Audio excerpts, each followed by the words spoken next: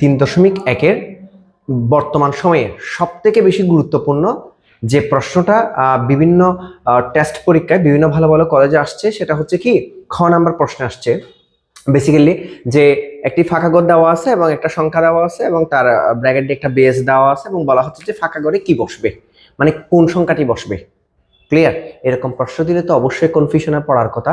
সেজন্য কনফিউশন দূর করার জন্য ভাইয়া সলভটা তোমাদেরকে দেখাই দিচ্ছি যে তোমরা কিভাবে এই প্রশ্নগুলো ফাইনাল পরীক্ষাও যদি আসে তোমরা সলভ করতে পারবে ইনশাআল্লাহ। দেখো এখানে ভাইয়া দুইটা দিলাম, দুইটা প্রশ্ন দিছি। একটা হচ্ছে 7 প্লাস, এরপরে হচ্ছে এখানে কোন সংখ্যাটা হবে এবং পরে একটা সংখ্যা দেওয়া আছে 10।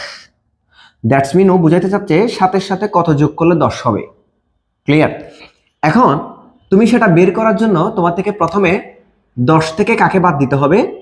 7কে বাদ দিতে হবে। 10 থেকে 7কে বাদ দিলে এখানে যে সংখ্যাটা হবে সেটাই তুমি কি আনসার হবে।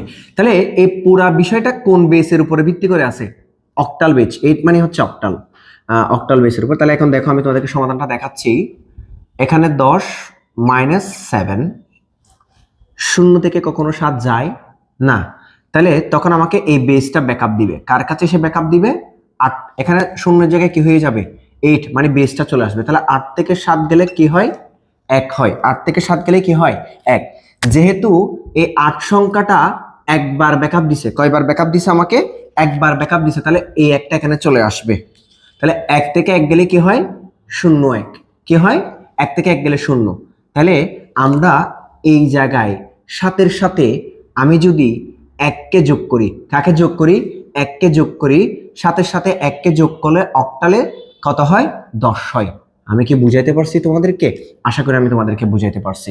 তাহলে আমরা আনসার পাইছি 1। আনসার পাইছি কি? 0 1। এটা হচ্ছে আমাদের আনসার। ক্লিয়ার? এখন দেখেন 1-এর সাথে কাকে যোগ করলে 10 হয় এবং এটা কোথায়? হেক্সাডেসিমেল আছে। তাহলে আমার প্রথম কাজ হচ্ছে 10 থেকে কাকে বাদ দিতে হবে? 1কে বাদ দিতে হবে। তাহলে দেখো 10 এরপরে হচ্ছে 1, তাই না? তাহলে দেখো আমি যদি 1কে বাদ দিই, 0 থেকে 1 কখনো যায় না, 0 থেকে 1 কখনো যায় না। তাহলে আমাকে ব্যাকআপ কে দিবে বলো তো? বেসটা ব্যাকআপ দিবে। বেস হচ্ছে কি? 16। বেস হচ্ছে কি? 16।